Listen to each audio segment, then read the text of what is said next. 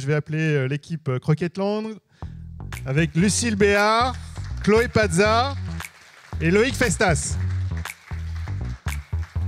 qui vont nous parler de la sophistication. Alors si vous pouviez enlever les badges, ce serait plus sexy, on va dire. Vous pouvez les laisser là. Voilà, ils vont nous parler donc de la sophistication du parcours relationnel chez Croquetland. Et vous vous êtes donné un mal de chien pour faire cette présentation. C'était ça ton introduction alors. Ok. Donc oui, en effet, avec Chloé et Lucille, aujourd'hui, on va aborder une question, une thématique que toutes les entreprises de e-commerce se sont posées et se posent encore, c'est comment sophistiquer son parcours relationnel. Donc pour commencer, je vais demander à toutes les personnes n'ayant pas d'animal de compagnie de quitter la salle immédiatement. Pour les 50% restants, écoutez-nous attentivement parce que ça va vous intéresser. Pourquoi je dis ça ? Parce qu'il y a une statistique intéressante en France, c'est qu'une personne sur deux possède un animal de compagnie. Donc on peut le vérifier aujourd'hui, peut-être dans la salle. Est-ce que les personnes qui ont un animal de compagnie peuvent lever la main, s'il vous plaît ? Voilà, donc on est à peu près sur cette statistique, donc une personne sur deux. Donc je vais commencer par vous présenter l'entreprise, donc Croquetland. Ensuite, la raison d'être du projet. J'aborderai également le rétro-planning. Et ensuite, Chloé et Lucille parleront des résultats et des projets à venir. Donc Croquetland, qu'est-ce que c'est ? Donc, comme vous l'avez deviné, c'est une entreprise de pet food qui a été créée dans les années 2000 par 2 vétérinaires expérimentés. Donc nous, qu'est-ce qu'on vend ? On vend à la fois de l'alimentation, des produits d'hygiène et des accessoires pour les animaux de compagnie, à savoir les chiens, les chats, les rongeurs, les poissons et les oiseaux. Donc c'est une entreprise qui a été rachetée par le groupe Carrefour début d'année 2016, donc en février, et qui depuis ne cesse de croître. On est implanté sur Lyon et c'est un marché qui représente 5 milliards d'euros en France, donc 400 millions sur la partie e-commerce. Donc Croquetland aujourd'hui, c'est 16 personnes réparties dans différents services. Donc on a à la fois donc, le service marketing client, on a un traffic manager, des web designers, on a un responsable SEO, donc un staff assez classique dans une entreprise de e-commerce. On a plus de 350 000 visites par mois. Un des enjeux majeurs lorsque l'entreprise a été rachetée par Carrefour, c'était de doubler son référencement afin de proposer à nos clients un panel de produits qui soit plus large. On avait en 2016 3000 références à peu près.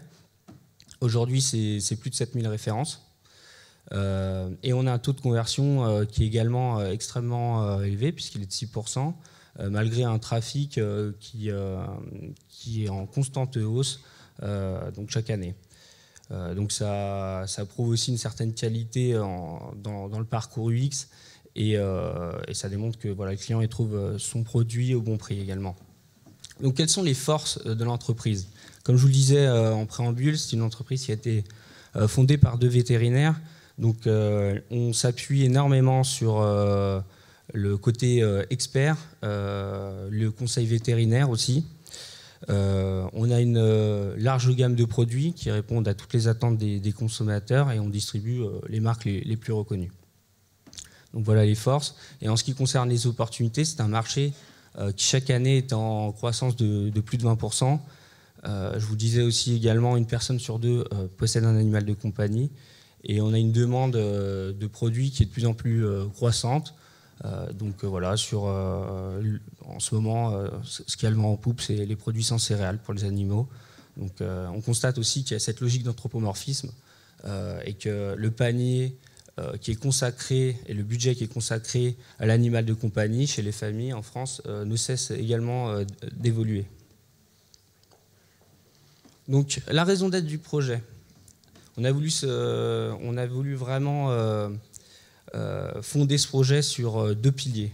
Le premier, c'était d'enrichir le programme relationnel donc à travers la création de différents algorithmes et moteurs de recommandation pour connaître avec précision quelles sont les attentes de nos consommateurs, quels produits ils veulent acheter, quelle marque, pour quelle espèce, mais également on avait besoin de connaître le délai interachat de chacun de ses clients. Donc on s'est appuyé sur un prestataire avec qui on travaille historiquement, c'est Lidl Marketing, qui nous a accompagnés pour cette partie. Je reviendrai dessus un peu plus tard dans la présentation. Et l'idée aussi, c'était d'asseoir le positionnement d'experts de l'entreprise en proposant en fait pour l'animal de compagnie ayant une pathologie ou non le bon produit, avec également aussi le bon contenu rédactionnel de blog pour asseoir en fait ce positionnement premium et vétérinaire. Donc pourquoi avoir choisi Actito? Lorsque la question s'est posée il y a 2 ans, notre précédent prestataire ne répondait plus à nos attentes. Donc voilà, on a fait un appel d'offres et on a décidé de choisir Actito pour les différents points que j'ai évoqués dans cette slide. Donc la première, c'était la fiabilité de routage. C'est un outil qui a un taux de délivrabilité par FAI qui est très intéressant. Ensuite, l'ergonomie. Les équipes ont adopté quasi immédiatement l'outil parce qu'il est très user-friendly. La possibilité aussi de pouvoir faire des scénarios assez aisément, parce qu'on avait un enjeu assez majeur là-dessus. Et l'accompagnement aussi qui nous semblait intéressant. Donc finalement, on a opté pour cette solution puisque également on avait un coût qui était ISO à la précédente, avec en plus les différents points que j'ai évoqués précédemment. Donc le rétro-planning du projet. C'est un projet qu'on a commencé en juin 2017 et qu'on a terminé en février 2018. Donc la mise en production peut paraître longue, mais finalement, il y avait 4 acteurs qui rentraient en compte dans ce projet. Et également, on avait l'objectif de faire une mise en prod avec un projet qui soit le plus abouti possible. Donc parmi ces acteurs, bien entendu, il y avait Croquetland. On avait également Lidl Marketing qui est en charge de notre base client et également des flux entre notre back-office Magento et Actito, qui a créé tous les algorithmes. Et on a également un prestataire qui est en charge de tous les développements sur le site Croquetland, qui a dû régler un certain nombre de tickets. Donc voilà, c'est pour ça que la mise en prod peut paraître un peu longue, mais finalement, on a pu livrer un produit en février 2018 qui était vraiment quali.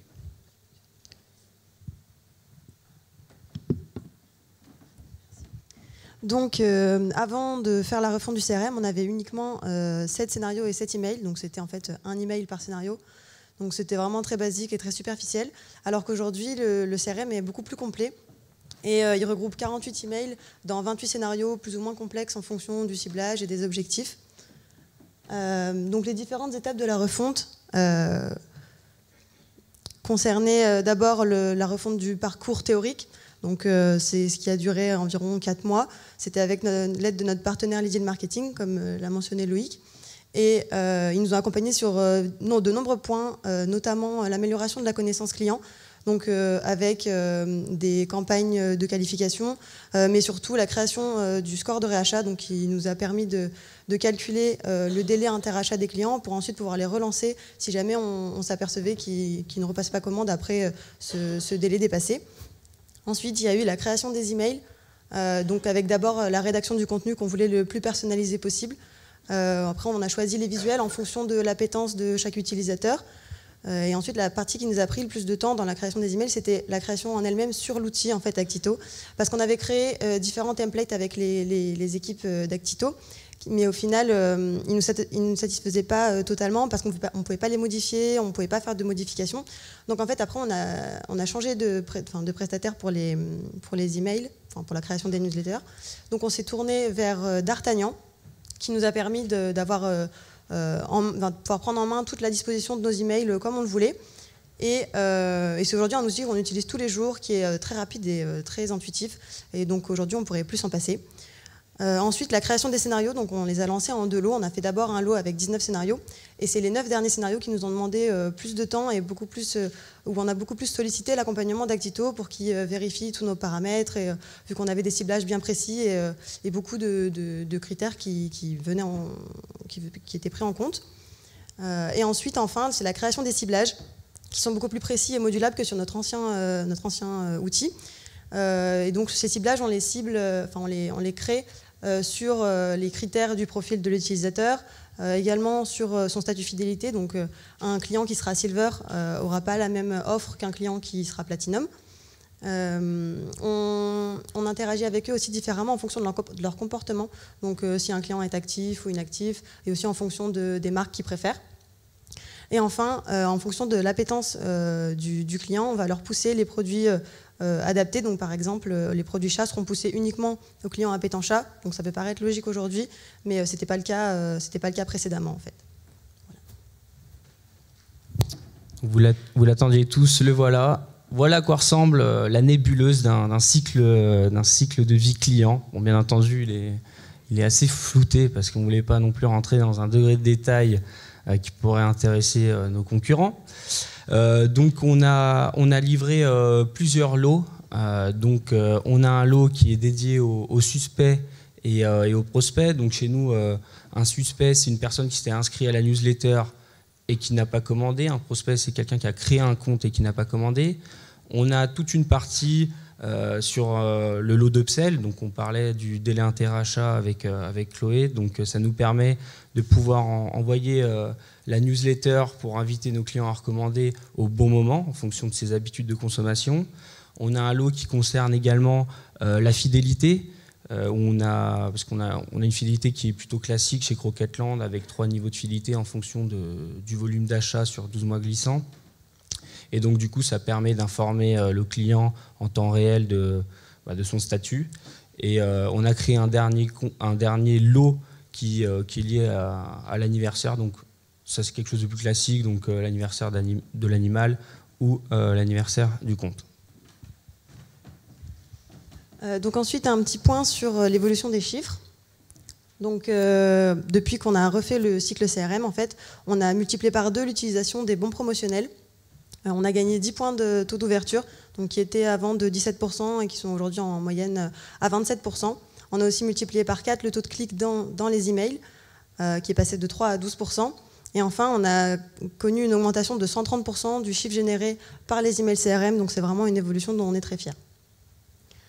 Et ensuite, un petit point sur les newsletters, donc tout ce qui concerne les emails commerciaux et les emails informatifs. Pour vous donner un peu de contexte, chez Croquetland, ça représente 20% du chiffre d'affaires total, donc c'est vraiment un très gros enjeu pour nous. Et donc là-dessus, on a connu une augmentation de 16%. Comme sur les emails CRM, le taux de clic a été multiplié par 4 aussi.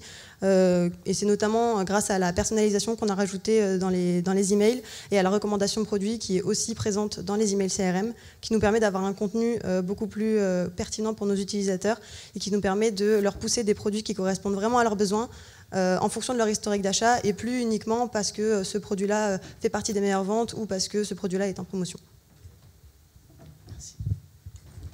Donc, concernant les projets à venir, donc on va mettre en place en fait les paniers abandonnés dans Actito. Aujourd'hui, on les envoie avec un partenaire qui est SellCycle, mais on va continuer à travailler avec eux pour tout ce qui est panier abandonné pour les utilisateurs non logués.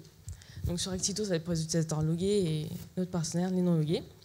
On va également pousser à la personnalisation dans nos emails, par exemple en mettant en avant la localisation. On va également optimiser l'ensemble des scénarios actuels avec le développement de tests A/B sur de nombreuses campagnes.